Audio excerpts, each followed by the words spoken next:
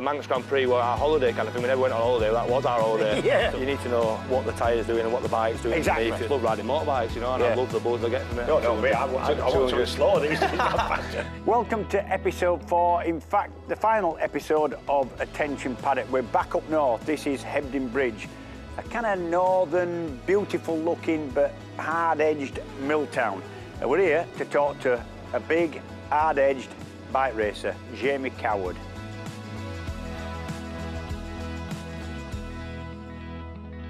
So Jamie, we're in the picturesque, and it is beautiful, Hebden Bridge. Yeah, this is my little hometown, where I came brought up and caused lots of trouble and with my mates and stuff. But yeah, it's like I say, it's a lovely part of the world and lots of good cycling, and yeah, it's a beautiful place. Your background, I mean, I remember your dad racing, so obviously you were brought up with bikes, around the racing paddock. Yeah, I said my dad was a road racer, should we say, on the national And he was good. more or less always a road racer, not he never did much. To be fair, he did do a bit of short circuit racing, but not like he did the CRMC, so like classic racing clubs, or on the classic stuff. He was more of a classic racer, so yeah, he won the classic racing championship over in here. Then he went to Ireland and did all the little national Irish stuff when it was at its peaks, that kind of thing, you know. So I remember going over there and watching Joey and watching everyone else with my dad and blah blah blah. But yeah, like I said, I've been around bikes all my whole life, you know. So just down the road, just here we were. It is like a bit of an industrial estate that my dad, when I was younger, maybe 4 or 5 or whatever, used to get a bit of chalk and ride round and draw a bit of a track on the floor. Yeah, and I used to ride around and chase round after him, you know. So yeah, not at the time. I remember falling off quite a lot, but then eventually getting a bit better, and my dad were catching my dad and passing my dad, and my dad were getting a bit frustrated, and he kept crashing in, you know. So it's swings and roundabouts, it changed, you know. So egging each other on. That's the one, yeah.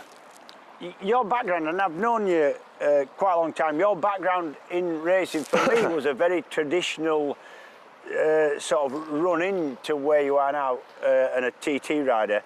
You did the Manx, I think, a couple of 3 times. Yeah, I did it twice, yeah. People don't want to do that now, they want to jump straight into the TT, especially if they've done any short circuit stuff.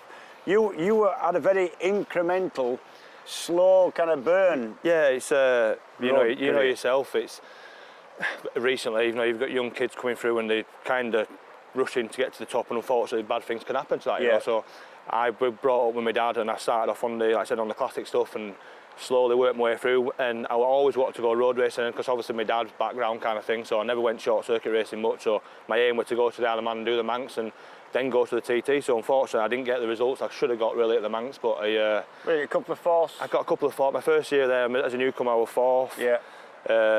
And then I couldn't afford to do both junior and senior because obviously it's very expensive, blah blah blah. I was working at the time, so I did the junior. I think I might have finished maybe like 11th or 10th or something like that. I'm not 100% sure, but then next year I went back when I got some better bikes, and I should have really won it. I was 190 mile an hour laps, and unfortunately we had a bit of a mishap in practice with the engine, and we swapped the engine for the race, and the engine didn't just sound quite right, so I was pushing on a little bit and made a bit of a mistake and crashed at Laurel Bank. And then with the times I was doing, I decided to take the step up to the TT, and then obviously then I just a slow burn, you know. It's. But do you think? I've seen this. I tell you, it's exactly the same as that. I didn't do the Manx, but he only ever wanted to race the roads as Dean Harrison. Yeah. And for me, it's a little bit of a northern thing. I know I shouldn't say that. Yeah, me and Dean, like I said, he started a similar sort of time to me, and I remember he went to the TT and I went to the Manx, and I was saying he's kind of, with his results at the TT, he probably got a bit better opportunities than I did, but I just wanted to, because it just, at the end of the day, it probably cost as well with my fathers, you know. I was going with my dad, and for me to go to the TT and then for him to go to the Manx, it would cost us a fortune, so I was kind of not stuck. Was this all self-supporting in terms of finance? Yeah, all my own sort of thing, you know, where me and my dad, literally mum, my dad and myself were funding it kind of thing. Well, we had a little bit of support, so that's why I had to go to the Manx kind of thing, so we couldn't afford to go to the TT and then to the Manx, you know. So, and at that time, the Manx Grand Prix were our holiday kind of thing. We never went on holiday, that was our holiday. So we'd go as a family kind of thing, and my dad would be, oh, we're going on holiday, but really be going watching him race around the TT. So you won't believe how many. Manx that happens a lot to a lot of riders. Yeah. Like if you speak to John McGuinness, his holiday, TT. Even Cal Fogarty, his dad used to race George and take the whole family across and yeah. say, look, you're not going to have any on this year. I tried to do that with my lass now, and she just laughs at me. It's not an holiday at all. Not an holiday for her now, I suppose. You know, it's the sort of the results we're getting now. It's probably a bit more pressure and a bit more nervousness, should we say, than an holiday. And what were you at that point in your early racing doing for a job? What were you supporting yourself with? I'm a civil engineer, or sort of groundwork civil engineer. Oh, you? Yeah, bricklaying, just all sorts of it. I worked for a local firm to the valley, a guy called Paul Gogley, PG Groundworks at the time, and yeah, he supported me as well. He gave me a time off with pay and stuff like that, which always helped. And yeah, that's what I do still at the moment, you know. So it's hopefully one day I'm getting to the sort of stage now where I'm hoping something might come across and we can get a paid ride, or I can be paid to do my job and train properly and eat and nutrition and all that sort of stuff. You know yourself, you know. I was going to ask, was this always a plan? Because I look at you and I think that it probably wasn't. No. It's been so incremental. Yeah, I never thought I'd get to this. When I started racing, I always wanted to race. I've loved motorbikes and I love it. I never just thought to go racing. Just to go racing. Yeah. I just love it. Like I said, my background, I just jump on anything and want to ride bikes. You know, I've ridden 2-strokes, TZ 350s, like 500 Manx Knot on that ride. I've ridden 250 2-strokes. I've ridden all sorts of stuff. You know, so I just love riding motorbikes. But I never actually thought I'd get to this stage where I'd be walking around my own town with Jamie Whitham and talking nonsense, really. But yeah, I never thought I'd get to this sort of stage, you know. So when did you start to think you might have a bit of talent for it? I think it was about when I got my first offer, or my first ride as in a team, which were literally I didn't have to bring any finances to turn up on roads. You know, we've got a team called Radcliffe Racing, it was called, and I rode a BMW and went to the Northwest, and I qualified on the big bike about 8th or 9th, I think. And in the Superstock race, I think I was running 3rd or 4th or something. Unfortunately, I made a bit of a mistake into a chicane, but it was then I thought, well, if I can do this here, I can do it everywhere, kind of thing. And that's where it kind of sparked myself to believe that I can run at the front and do what we're doing now, kind of thing, you know. So yeah, it was from that opportunity with them and just that experience at the Northwest, you know. So you were always an under-promise, kind of over-deliver kind of bloke. You're almost overlooked by a lot of people. Do you feel that? I still feel that now, to be fair. You know, I thought you might. Because like I said, my results last year at the TT, barring the senior race and obviously the Super Twin race, I think I was top 6 in every class, and I am the fastest Yamaha rider around the TT now. Yeah, ever. So you can imagine obviously William Dunlop's, Connor Cummins, it's obviously David Jeffries and all them people, all on Yamahas, and obviously back then, but to be the fastest Yamaha rider around the TT is a fair feat, I think, you know. So to not be given opportunities with people off that, it's quite surprising, you know. But I kind of think that it's I don't know if it's just myself, or I don't know if it's how I come across, or my profile might not be high enough for the bigger teams. But the team I'm in at the moment, they believe in me, and I think we've got a good package as we are, you know. So how difficult is it to be? We all know the Peter Hickmans, Dean Harrison, Dean and Peter do BSB, so does Lee. How difficult is it for somebody who's, let's be honest, one rung below that? Where do you, at the minute, where do you do your racing, your testing? Have you got, I mean...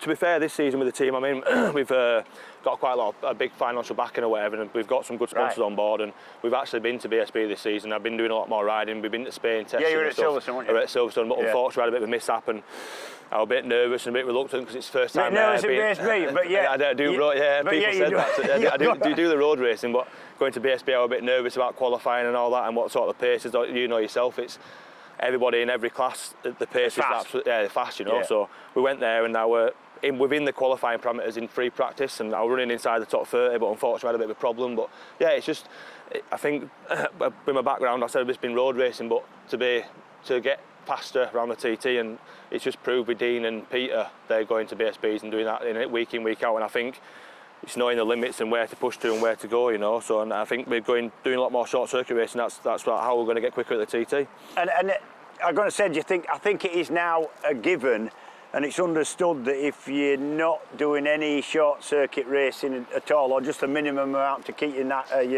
mountain licence, then you're not going to succeed at the TT. You need to be doing some short circuit. Yeah. So like I said, it's the roads now. I think, like I said with Dean and Pete, you need to be doing the short circuits and just pushing them boundaries and finding them limits, you know, to then transfer them onto the TT. But it sounds stupid because it's quite dangerous. But it's to ride your bike at the limit on short circuits, is in an environment where you can get away with it if it goes wrong. The Isle of Man, you need to know where they are to stop away from them, really. You need to know what the tyre's doing and what the bike's doing underneath you. So at the limit. If you're learning that on the short circuits, and you know you can push them, like I said, them boundaries, you know. So, but like I said, with Pete and Dean, Pete's obviously come straight from the BSB because he's been doing it a long time. Yeah. Into the roads, and then he knows the limits already. So I said Dean's obviously seen that, and he's been doing it for a while now. And us as a team, we need to do that ourselves. So, and we've got funding now to do that. So we'll be there, and we're doing a few more rounds, I think. So we're in what is for me, and I know this place. I've spent a fair bit of time around here. One of the cutest looking, unspoiled little Pennine mill towns you can imagine. Yeah. Have you got a bit of a following? Do people? Because this is an unusual thing you're doing for a lad from Hebden Bridge, to be honest. To be honest with you, it's locally there's quite a lot of people. It sounds a bit daft, but there's quite a lot of people that follow the TT around here. Oh, is there?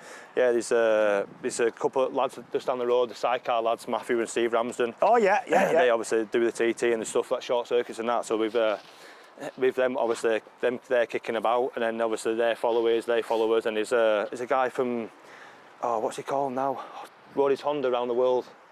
Dave. Oh yeah. Oh, I can't. He's from down here. I can't remember his name now. He's called about, is it? Yeah, he literally lives down the road, so he's obviously his big following. So obviously from that, him doing that, and you do get, there's a few people, but it's like I said, it's a bit of a quaint town. It's more that's the word. And quaint. lesbians, That's exactly and he's quite surprised that they actually did follow it. But yeah, I've got a bit of a following. But like I said, it's doing this sort of thing and raising my profile. That's what I need to do now, you know, because I'm still a bit underrated, I think, and I'm hoping like to take it to the next level. So with my results and my profile. So your efforts, your racing was always about family. Yeah. Your mum, your dad, your sister were always there. Is that what's the key? Have you kind of moved on from that now? No, mum, obviously you know my mum. I think everyone knows. My mum's probably more famous than I am. To be fair, she's round the Paddock. Oh, definitely. Yeah. So my mum and sister still come. And my dad, unfortunately, took a bit of the weird side. I do still see him, and he does still keep in touch and stuff. But yeah, so it's still a big family thing. You know, I've got my missus now, Sophie, and the kids, Stanley and Lil, and they come with me as much as they can, you know, to the TT. And when I'm at the TT, like I said to you before, it's I'm in the house, so we've got our own house, so we rent a house, and we during the off times or during the day before practice and the races, if we have a day off, we go out and go to the zoo and bounce on some cushions, go to the beach, make some sandcastles, go swimming, and just takes your mind off it, you know. It's mentally draining more than physically draining the TT, you know. So it's something I think you need really, just to keep me grounded and just take your mind off it. How do you cope with that side of it? That it is, when you say it's a mental thing, not a physical thing, I absolutely agree with you. I mean, you've got to be physically fit to ride your bike anywhere, but on the roads, less so than on short circuits, physically, but mentally, it's a lot more. Yeah, it just takes mentally demanding. Yeah, it probably. If I said physically fit, you keep yourself as physically fit as you can, you know, with time allowance, with your job and stuff. But mentally, more than anything, you just get so drained. It's night in, day out, night after night, and sometimes it can be during the day, and then making changes and things going on. You're thinking about stuff and what's happened there and what's going on. And obviously, sometimes there's injuries and people get hurt and blah blah blah. So then that goes through your mind. You've got to try and put it behind you. So, like I said before, it's more mentally draining more than anything. But it's having the family there, the kids and Sophie, my mum and sister. They look after me. Take my mum takes under her wing kind of thing and looks after me and tells just so you'll be all right kind of thing. And like I said, just takes your mind off it, you know. Does it frighten you a bit? Yeah, definitely. Everything. I speak to a lot of roadsmen. People do say it don't frighten them, but if you got frightened by, then you're something wrong with your car. You need to be. Yeah, you need because to be. you need to have that. I've been. I said 130 plus mile an hour laps at the TT now, and I'm still, every time I get on there, I'm still shitting myself. I'm still on that start line, you hear that buzzer or whatever, and you're still shitting your pants, and I'm nervous, I'm go for a piss and toilet about 3 or 4 times beforehand. Everyone else is the same, you know. So someone says you're not frightened, and they're lying. They're lying, definitely lying, yeah. But some people need to lie for themselves. Other people it's a bit lie of a joke, a bit of a trick, but to try and fool other people. But no, I think if someone's not frightened with the TT and the roads, it's like I said, there's something not right with them. But the biggest buzz you've ever, mate, I've done all sorts. Like I said, Hebden's probably known for other things as well. you can dabble and get drugs quite easily in Hebden Bridge, you know, with knowing the right people. But I've done that before in my past life and when I was younger. But it's the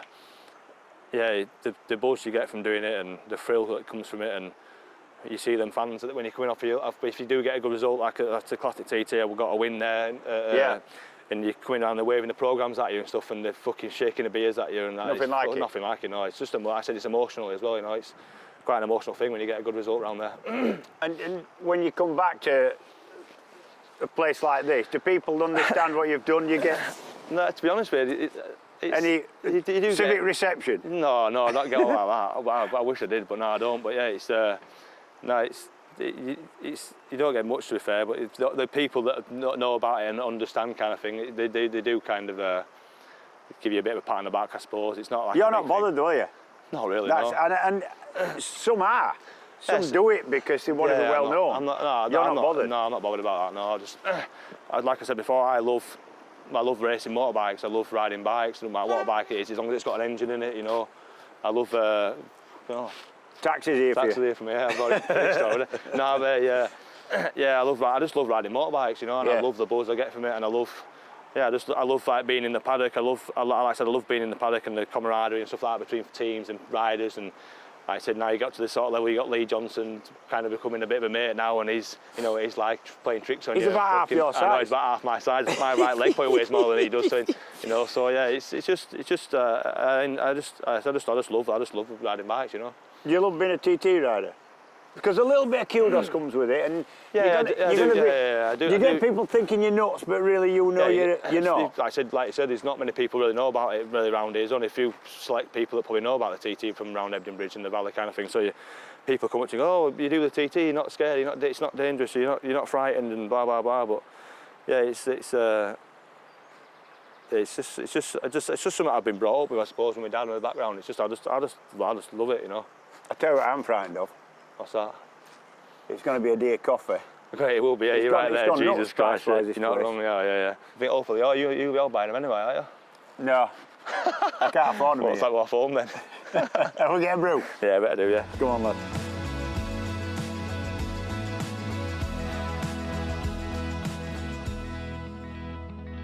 So, Jamie, we sat here drinking coffee in a little cute quaint cafe. Yeah, a little quaint cafe.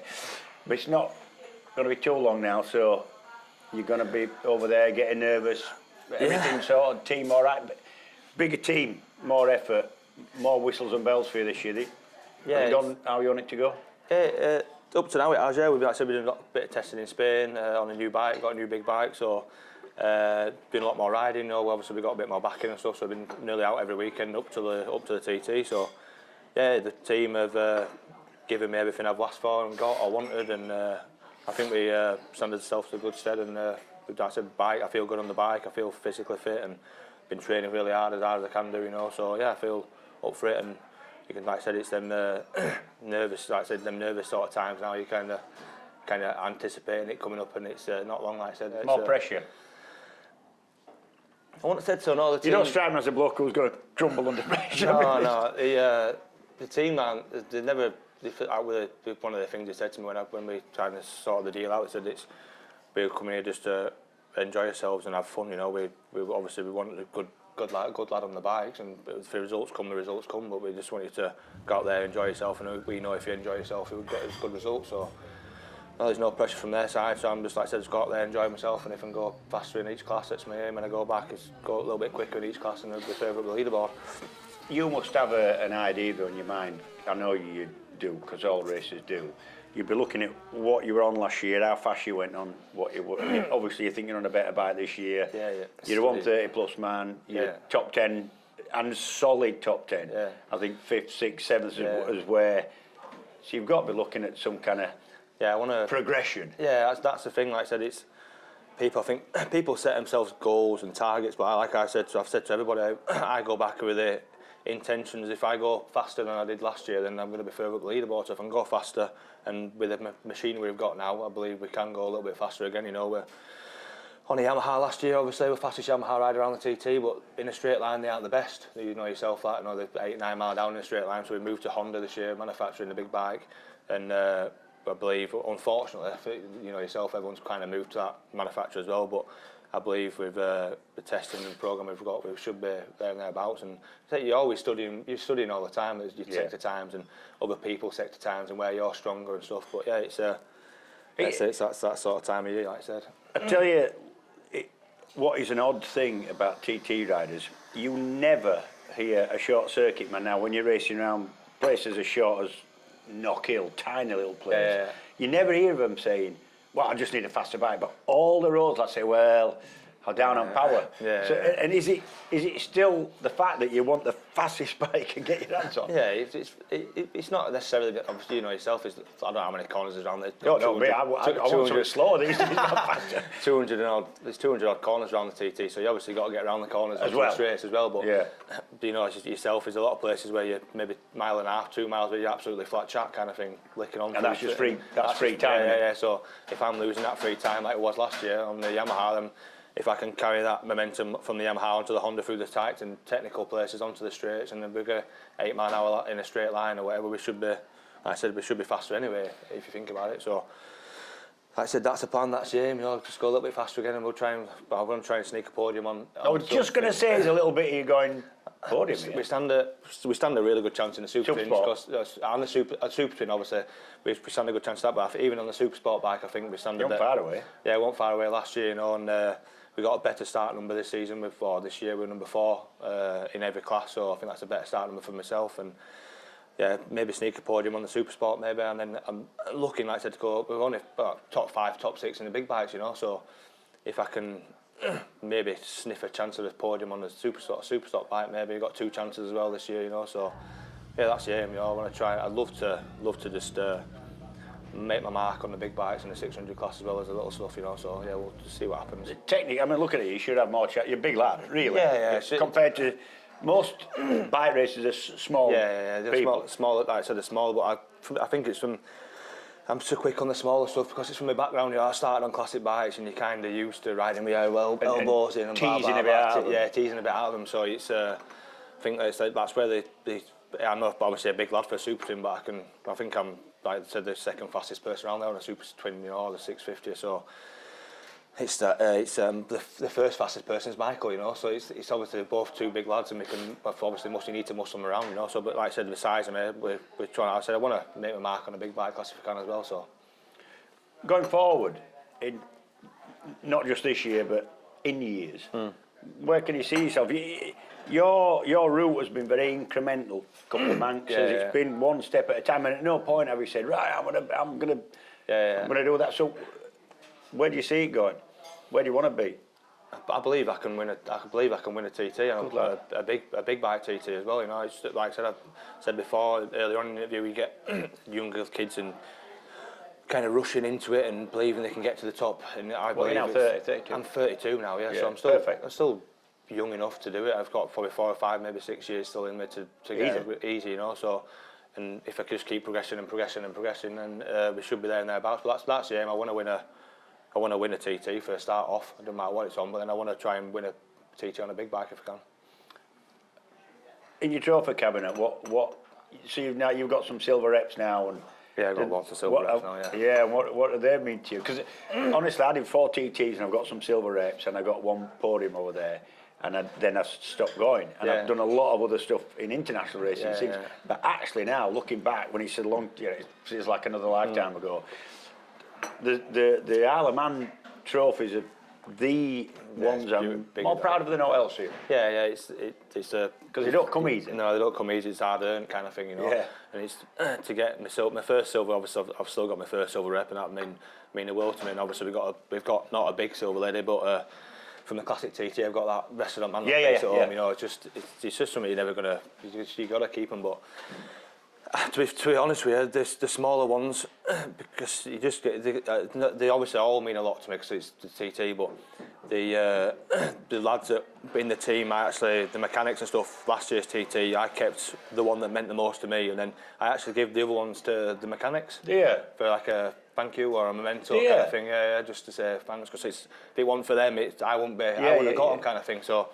Obviously, if I kept them all, they'd be fucking in the attic getting rusty and shitty, and at least they can rest them on the mantelpiece kind of thing. Because I ain't got a house, I ain't got room in my house for fucking. I've got 2 kids and there's just fucking toys everywhere. You know what I mean? So I ain't got room in my house to put a cabinet up. You know, so they appreciate it. You know, they get to put them on their mantelpiece and look after them. So yeah, it's if I win a big one, I won't be giving it them. That's for sure. That'll be going in your bank. That'll be going in my, yeah. But yeah, I think they deserve it sometimes more than I do. You know, they've got.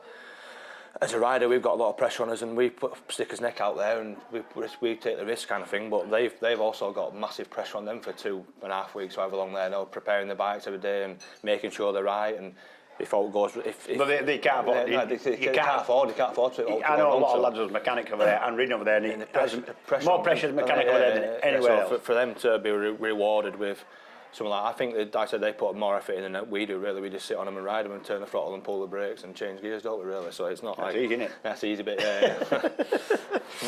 So, spin your mind forward now a few weeks.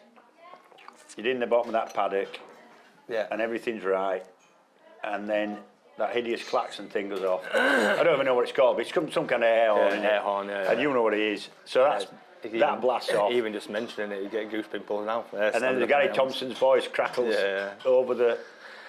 Yeah, that first one's probably the worst one. You know, you sat there. You're there for a week practicing, aren't you? So, but there's no klaxon. You just roll up there with your helmet and your levers on, and you're off dangling country road. But when that first klaxon goes off, that first race, everything falls out of you virtually. You know what I mean? It's fucking crackers. You're at the toilet having pisses and nervous. Do you get that? Why am I doing this to myself? Yes, sometimes that first one you think, fuck, no way, it's not. Why am I doing it? Why am I doing it? Yeah, but yeah, it's. I think everyone says the same thing. You know, that first klaxon goes off and it's attention paddock. Gary Thompson's voice is probably the most hated voice in the paddock at that time. You know, the loveliest bloke, though. Yeah, he's a loveliest bloke. Yeah, but. Yeah, it's. I think I said everyone says the same thing. It's like you say, you're nervous. Yeah, it's goose pimples and something to behold, really, kind of thing. You know, it's not many people go through that, do they? No, not many people do. Like I said, not many people go through it in their whole entire lives, really. So it's something we've got not put up with, but something we've got to live with, kind of thing. And we've got to get used to, and we've got to get ready for it. It'll soon be upon us. Good luck, lad. Thank you very much. Well, that's it for this episode, and actually for Attention Paddock, this series of Attention Paddock, it's been brilliant to see these guys out of the leathers and in their own environments and talking about all sorts of stuff, really. So thanks for being with us, and if you want to subscribe to RST's socials, it's about there, is it? Somewhere on there, I think.